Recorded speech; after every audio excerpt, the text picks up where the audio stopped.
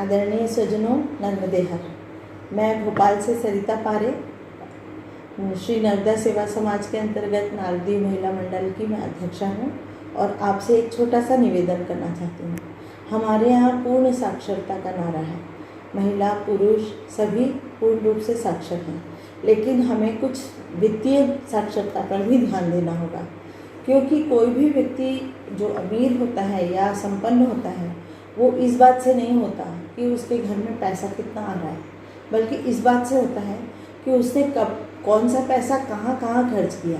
क्या आपने अपने भविष्य की सुरक्षा के लिए कोई पैसा खर्च किया है? क्या आपने केवल बचत की है या निवेश भी किया है? ये सब चीज़ें सीखने मिलती हैं हमको वित्तीय साक्षरता में। और वित्तीय साक्षरता के लिए आपको विशेष रूप से कम रोज़ 15 मिनट या हफ्ते में एक दिन या 15 दिन में, महीने भर में कभी तो बैठ के अलग से समझना ही होगा। आप पैसा कमाने के लिए कितना समय खर्च करते हैं? दिन में कम से कम 8 घंटा, और हफ्ते में कम से कम 5 दिन या महीने में कम से कम 22 से 25 दिन आप सिर्फ पैसा कमाने में लगाते हैं। तो वही पैसा आपको ज़्यादा से ज़्यादा लाभ दे, इसके सीखने के लिए यदि आप 1 घंटा 2 घंटा कुछ समय निकालेंगे तो क्या वो फ़ायदेमंद नहीं होगा? तो मेरा आपसे निवेदन है कि वित्तीय साक्षरता के लिए अपना समय ज़रूर निकालिए। जो भी किताबें मिलती हैं या जो भी जहाँ से भी मिलता है उसको सीखिए और सीख के उसके साथ आगे बढ़िए।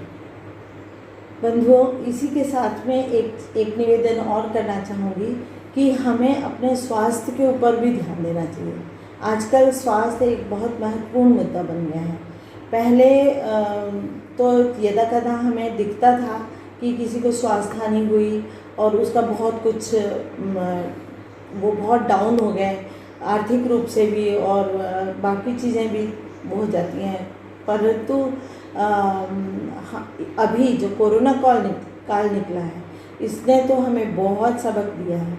कई जगह ऐसे हुआ कि पूरे परिवार कोरोना में स्वास्थ्य हानि हुई उनको, और बाद में उनकी जो आर्थिक परिस्थिति थी वो भी बहुत ख़राब हुई।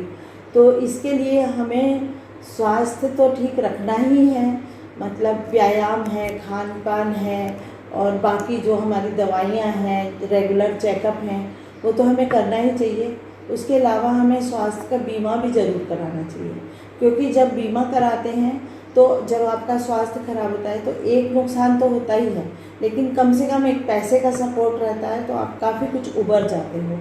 और कई बार ऐसा होता है कि मुझे ही लोग कहते हैं, अरे स्वास्थ्य बीमा कराया और पैसा जब खराब ही नहीं हुआ, कुछ तबीयत खराब नहीं हुई तो वो तो पैसा वेस्ट हो गया।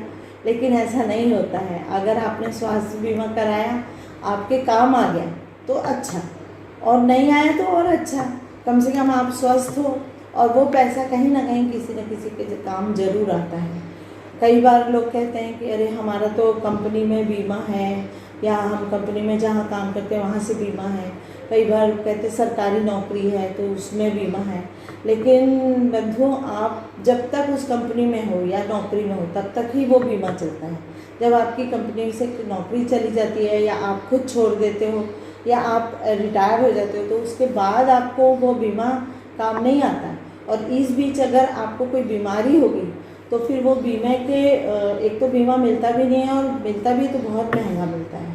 तो उसकी बजाय आप अपना स्वयं का एक स्वास्थ्य बीमा ज़रूर कराएं और इसके साथ ही आगे बढ़ें। और परिवार में हर व्यक्ति का अलग अलग बीमा होना चाहिए। जैसे अभी कोरोना में क्या हुआ, पूरा परिवार एक साथ पड़ गया तो उनको जो बीमा था वो भी कम पड़ा। तो इसलिए हमेशा हर व्यक्ति का अलग अलग बीमा करवाएं और स्वस्थ रहें, सुरक्षित रहें। धन्यवाद।